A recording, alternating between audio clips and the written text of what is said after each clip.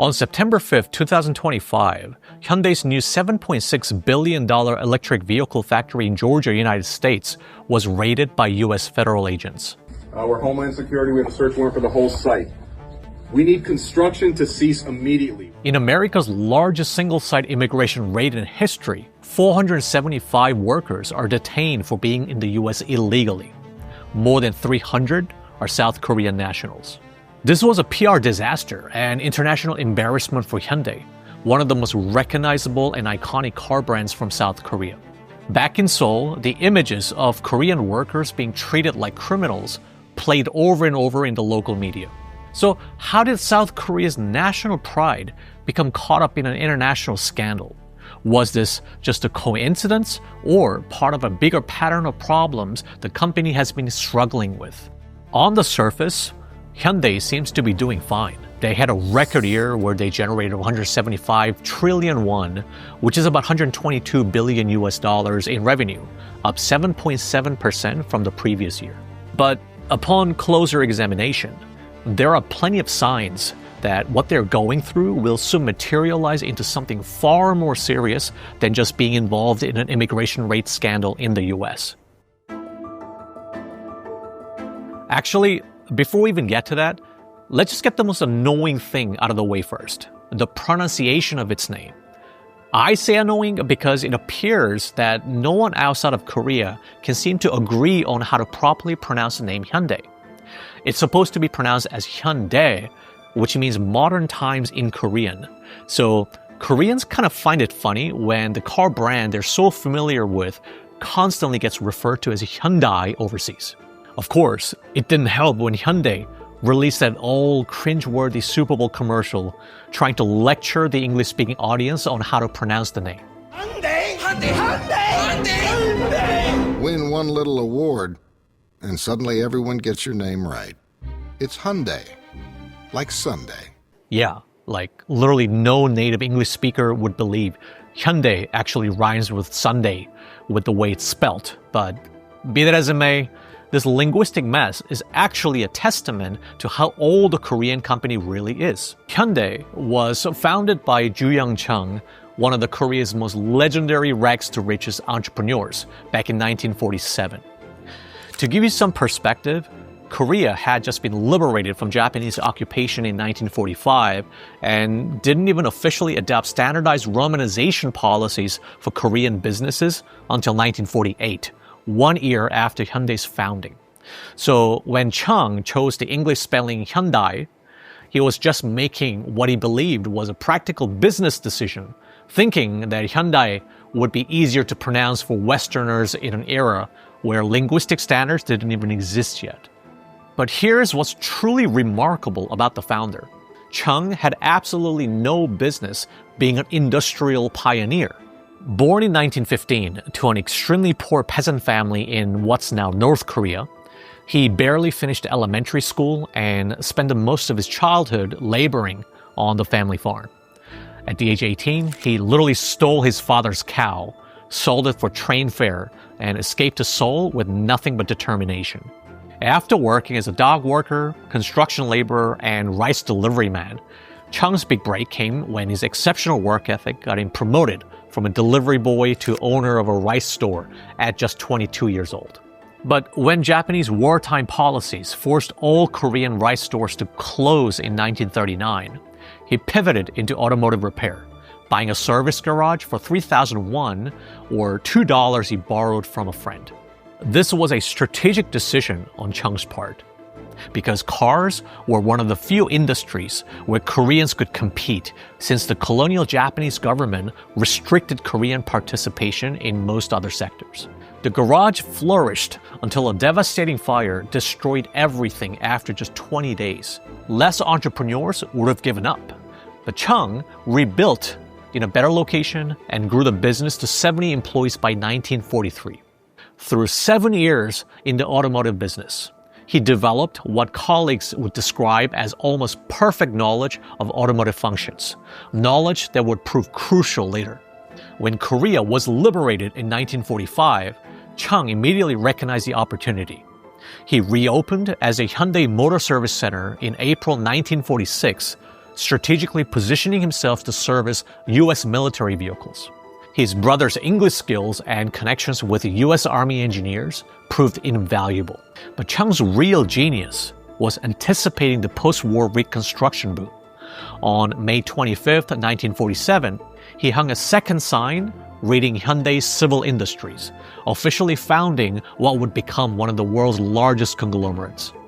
By choosing the name Hyundai, again meaning modern times in Korean, Chang wasn't just naming his company, he was declaring his vision to drag Korea out of its agricultural past into the industrial future. By the 2000s, the Hyundai conglomerate employed over 200,000 people worldwide and generated revenues exceeding $100 billion annually. However, that ambitious vision, combined with Korea's unique developmental state model, would create both Hyundai's greatest triumphs and its most persistent problems. Problems that continue to haunt the company today as it faces the most serious competitive threats in its history. So, if the founding vision was so solid and Hyundai eventually became the world's third largest car maker, why is it struggling so much right now? To be precise, when I refer to Hyundai's struggles, I'm specifically referring to Hyundai Motor Group. But Hyundai isn't just a car company. You see, it's a chaebol, a massive Korean conglomerate spanning construction, heavy industries, shipbuilding, automotive, electronics, semiconductors, steel, finance, and trading that once operated under one holding company, the Hyundai Group. That unified empire, by the way, no longer exists. Let me explain. Chang had 8 sons, but 2, including his firstborn, passed away, so succession was always going to be tricky. That's why it came as such a shock in 1997 when Chang broke with tradition and named his 5th son, Mong-han Chang, as chairman of the entire Hyundai Group, while his surviving eldest, Mong-gu Chang, was given only the automotive division. Chang chose Mong-han, his 5th son, because he had successfully overseen Hyundai Heavy Industries shipping division and had a track record of turning around underperforming units. More importantly, Mong-han was deeply involved in Chang's lifelong passion for cross-border projects, especially economic cooperation with North Korea, spearheading early inter-Korea infrastructure negotiations that aligned with his father's late career priorities. The result was an immediate legitimacy crisis. The first son, Mong-gu, felt cheated, and the 5th son, Mong-han, despite his group chairman title, lacked the cultural authority accorded to a firstborn son. To make matters worse, this all unfolded during the Asian financial crisis when the Hyundai Group faced massive debts and liquidity pressures. So Chang began restructuring to isolate underperforming units, secure emergency government and creditor support, and ultimately split the Hyundai Group into 6 separate conglomerates like this, each handed to one of his 6 sons, with his eldest, Mong-gu, retaining control of Hyundai Motor Company. So the focus of this video is on Hyundai Motor Company, which was later renamed Hyundai Motor Group in 2000 after it acquired another car company you've likely heard of before, Kia. That's right, Kia and Hyundai are essentially the same company, which you'd have never guessed since they look like the totally separate brands, but this is what their headquarters look like. Kia Motors declared bankruptcy with $10 billion in debt during the Asian financial crisis, and Hyundai Motor Company acquired a 51% stake in Kia in 1998. But wait, what happened to the 5th son, Mong-han, who was originally named successor of the unified Hyundai Group? Well, after the split of the entire Hyundai Group, he retained control of Hyundai Engineering and Construction and continued to lead the family's inter-Korea business ventures. In 2003, however, Mong-han was indicted for funneling roughly $100 million in slush funds to the North Korean government as part of secret economic cooperation projects. Facing up to 3 years in prison and a criminal conviction, Mong-han took his own life on August 4, 2003 by jumping from his 12th floor office at Hyundai's headquarters. In public statements afterward, the first son Mong-gu expressed deep sorrow and urged employees to honor Mong-han's legacy by continuing the Korea's North Korea projects as requested in Mong-han's suicide notes.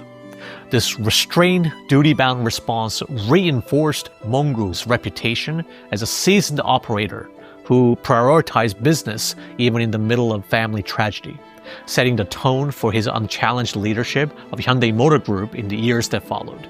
It's hard to question Monggu's operational capability. He showed up to work every day at 6:30 a.m. and took the company all the way to becoming the world's third largest car maker. During his tenure, he introduced the luxury Genesis brand, Hyundai's answer to Toyota's Lexus. But as Hyundai Motor Group grew more successful, Monggu faced an increasingly complex challenge: how to maintain family control while avoiding Korea's punitive inheritance taxes. The problem with the company becoming so valuable was that if he wanted to pass his stake onto his son Eusan Chung, he would face a tax bill of 2.35 trillion won, which is around 1.7 billion US dollars, at an effective tax rate of 60%, an astronomical amount that he couldn't pay without selling his ownership stake. You might ask, well, why can't he just sell some shares to raise the cash for taxes? Well, it's not that simple because Hyundai Motor Group's ownership structure is deliberately complicated. Here are the three main companies under Hyundai Motor Group and their ownership web. Hyundai Motor owns 33.9% of Kia. Kia owns 17.3% of Hyundai Mobis, the parts supplier that makes components for both Hyundai and Kia. Hyundai Mobis, in turn, owns 21.4% of Hyundai Motor. Can you see how each entity owns a piece of the others?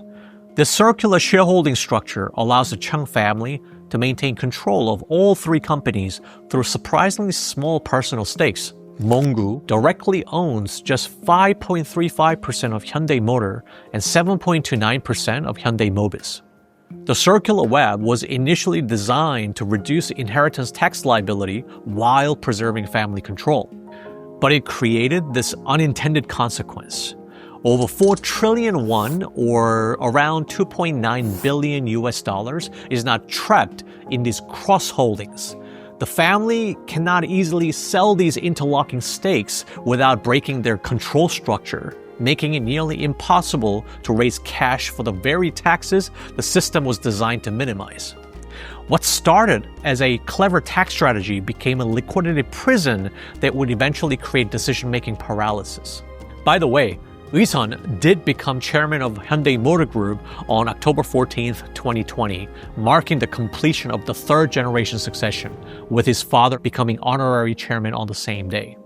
However, the inheritance hasn't taken place yet because Monggu is still alive. So take a guess what they did to solve this problem. Have you seen this viral video?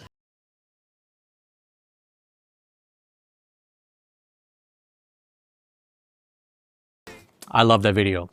The company making these robots is Boston Dynamics. And in 2021, Hyundai Motor Group acquired 80% of Boston Dynamics for 1.1 trillion won, or around 880 million USD. At this point, you might be thinking, yeah, that sounds like a smart, long-term, vision-oriented investment. Maybe Hyundai wants to compete with Tesla by making humanoid robots. In truth, the acquisition was primarily to solve the inheritance tax problem. Monggu's son Eusan personally owns 20% of Boston Dynamics as a direct personal investment outside the circular shareholding web. The plan was simple. If Boston Dynamics goes public, like they IPO as planned, his stake could be worth 6.5 trillion won, or 4.8 billion US dollars. That's more than enough to pay the 2.35 trillion won inheritance tax bill and have cash left over to potentially unwind some of the circular holdings. But the IPO never happened. Boston Dynamics remains unprofitable with limited commercial application for its robots. Worse, in 2024, SoftBank forced Hyundai to acquire the remaining 20% for additional cash, meaning even more capital was diverted into the robotics business instead of EV development. While Monggu is still alive, the inheritance tax problem remains unsolved. Basically, what was supposed to be a solution to the inheritance tax problem became another financial trap, leaving Eusan, the current chairman, still facing the same 2.35 trillion won bill with no clear way to pay it. But another problem that the circular shareholding web creates is that of governance. Because think about it, how can you get anything new approved under this convoluted structure? Can you even stay focused on serving customers with the best product or responding to new competition in an agile manner? Because while Hyundai has been trapped in boardroom politics and financial engineering schemes, the automotive world has moved on without them. And that's what we need to take a look at next. The circular shareholding structure that was meant to preserve family control has become Hyundai's biggest competitive weakness. While other automakers make quick strategic pivots, Hyundai's decision-making resembles a bureaucratic maze. Every major choice must navigate complex cross-holdings, family succession considerations, and inheritance tax implications that have really nothing to do with building better cars. Perhaps no strategic mishap illustrates Hyundai's lack of vision and governance problems better than their hydrogen car bet when they introduced the Nexo in 2018. While the entire automotive world pivoted decisively towards battery electric vehicles, Hyundai doubled down on hydrogen fuel cells, a technology that appears to have spectacularly failed in the marketplace. Get this, Hyundai's Nexo achieved a peak sales of just over 10,000 units in 2020. But by January 2024, only 2 units were sold globally, a 99.4% decline from the previous year that represents one of the most spectacular product failures in automotive history. Worse yet, nearly all 1,600 US Nexos was recalled for hydrogen gas leaks and fire risks. Class action lawsuits now claim Hyundai misled consumers about both vehicle performance and infrastructure availability. So while it remains to be seen whether there will be mass adoption of hydrogen cars in the near future, this move by Hyundai perfectly illustrates how governance complexity prevents course corrections. Just imagine how far Hyundai would have been able to get ahead with their EV innovation had they just focused on that rather than the hydrogen car. While competitors like BYD launched 100-plus EV models with aggressive pricing during the same period, and Tesla was scaling battery production and charging networks that actually work, Hyundai remained trapped by past commitments, unable to pivot fast enough. Speaking of EVs, this is where Hyundai's governance paralysis and lack of vision becomes even more painful. Because the irony is that Hyundai wasn't late to the EV party. They were actually early arrivals. When Tesla was still a niche luxury brand and Chinese EVs barely existed, Hyundai had competitive electric vehicles like the Ioniqs that launched in July 2016, even before Tesla's Model 3, and was building market share in key regions like China. But then, Hyundai spent years focusing on hydrogen cars and acquiring Boston Dynamics for inheritance tax planning reasons, while Tesla was innovating at breakneck speed towards global domination and even invading Hyundai's home market, South Korea. Tesla's Model Y became the world's best-selling vehicle in 2023, and Tesla's Korean market share jumped over 540% in 2024. If Tesla's success in Korea was painful, Chinese EV brand BYD's rise was absolutely devastating for Hyundai. Remember, Hyundai was actually an early EV pioneer that commanded about 10% of the Chinese market in 2009. But while Hyundai was paralyzed by governance restructuring and gambling on Boston Dynamics for family reasons, BYD moved like a startup and became the world's 4th largest automaker by volume by the end of 2024. Hyundai requires board approval from 3 cross-holding companies, plus family consultation on inheritance implication for major strategic decisions. While competitors make decisions in weeks, Hyundai makes them in quarters or years, and this is a major problem for innovation and why Hyundai will likely fall even further behind when it comes to the most crucial technology, full self-driving or FSD. The FSD technology gap is already enormous and widening rapidly. Tesla's FSD system can navigate complex urban environments, handle traffic lights, make turns, and even park itself, capabilities that work across any road, anywhere. Meanwhile, as of 2025, Hyundai's best driver assistance system remains at level 2, offering limited highway driving support rather than true hands-free autonomy. With this trajectory, Hyundai may never catch up to Tesla and BYD in autonomous driving. Perhaps recognizing this reality, there are now signs that Korean automotive interests may be lobbying the Korean government to delay or restrict FSD approval as a protective measure, rather than competing on innovation merit. Oh, and Hyundai's multi-billion-dollar driverless taxi venture, it also failed, with its partners pulling out and the commercial launch delayed to 2026. But perhaps the most damaging long-term consequence of governance paralysis may be the systematic collapse in quality control. 2024 was a quality disaster of historic proportion for Hyundai. In South Korea alone, Hyundai and Kia recalled over 4 million vehicles, representing 79% of the country's total recalls in 2024. In the United States, Hyundai Motor America issued over 1 million recalls through November 2024, making it one of the top automakers by volume for US recalls this year. This does seem to signal a systematic quality crisis. Instead of fixing root causes, Hyundai consistently applies band-aid solutions that address the symptoms while leaving fundamental problems unsolved. When braking system components developed leaks, they've now had 17 separate recalls for the same basic defects over 7 years, each time installing temporary fixes instead of replacing the fundamentally flawed parts. This is extremely dangerous.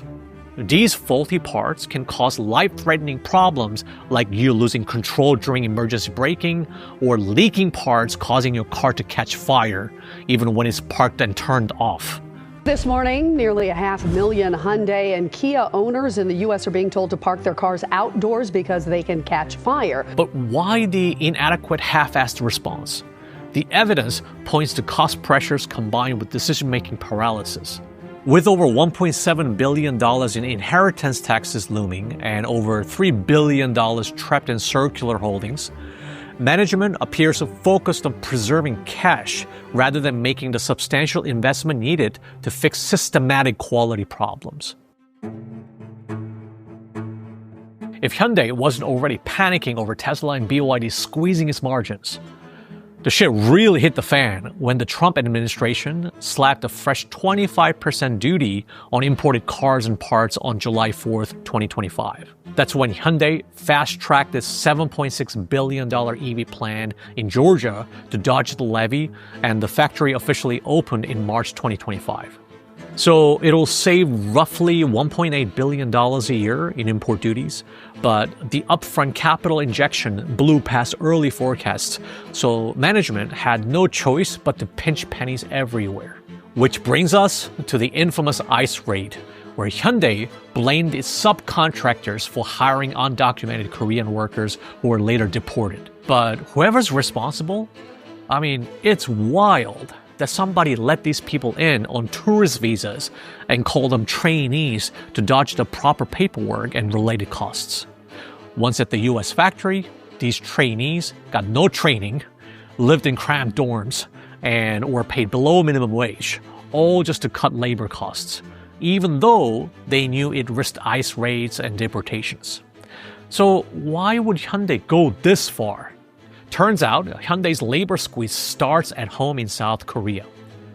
Even before 2021, its veteran assembly workers earned over 80 million won a year, roughly about $60,000 plus benefits, among the highest auto manufacturing wages in Asia. But to make matters worse, the Hyundai labor union staged its first strike in 7 years in 2022 to demand a further 12% pay increase and a legally capped 40-hour workweek under the new Yellow Envelope Law. 노란버튼법 시행되기 전부터 계속해서 현장에서 말할 수 없는 차별과 불법 현대 자본의 야만적 행태에 대항하며 싸워왔습니다. Why Yellow Envelope? Historically, Korean workers received wages in literal yellow envelopes, companies slipping cash off the book to dodge taxes and social security contributions. The yellow envelope then became a symbol of grassroots solidarity when another Korean car company, Sangyong, abruptly laid off over 2,600 workers in 2009 without meaningful consultations or severance guarantees. Workers occupied factories in protest, and police responded with tear gas, water cannons, and mass arrests. Sang-yong even successfully sued the labor union for damages and won in court, which prompted citizens to rally around the laid-off workers.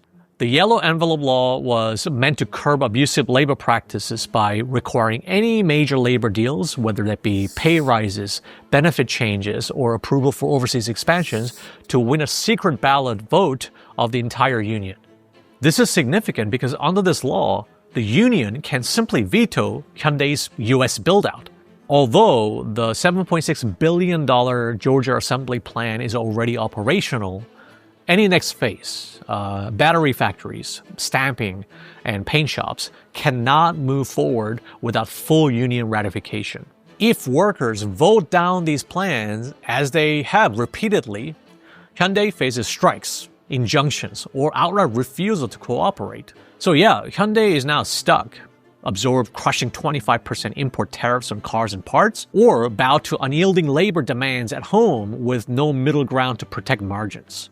Critics argue the new labor law now swings too far in the opposite direction, empowering a vocal minority to grind negotiations to a halt, and in doing so, threaten the existence of the very company that provides their livelihoods. Faced with this deadlock, it's almost understandable why Hyundai, out of necessity, might choose to shift more production overseas and avoid the domestic labor hassle altogether. The handcuffs on undocumented Korean workers in Georgia represent more than immigration violations. It's a symptom of a company that, having cut so many corners for so long, has lost its way. The question now is whether Jose Munoz, former BMW executive and Hyundai's first foreign CEO, who was also recently named Motor Trend's 2025 Person of the Year, can rescue what was once Korea's industrial champion. Jose Munoz was reportedly granted authority over day-to-day management, product planning, marketing, and global sales strategy, and given a seat on Hyundai's executive committee on pushing cultural and organizational reforms. However, any decisions touching capital structure, major M&A, or changes to the group's cross-shareholding web must be ratified by a board where the founding family holds outsized influence. So can an outsider reform a systematically dysfunctional organization decades in the making? The answer will determine whether this is merely a temporary crisis for Hyundai or the beginning of a permanent decline for Korea's former automotive powerhouse. One thing's for sure. It would be a real shame if the founder's original vision, rising from the ashes of post-war Korea, ended here. Hope you guys found this explainer video helpful. If you want to see more videos like this, be sure to subscribe to Asian Boss and let me know in the comments what other Asia-related topics you'd like me to go more in-depth on, whether it's related to tech, culture, business. We do our absolute best to do deep research and cover all sides as accurately as possible. But if you think I missed something, let me know in the comments or even reach out to me directly on X or Instagram. So thank you so much for watching. And as always, stay curious.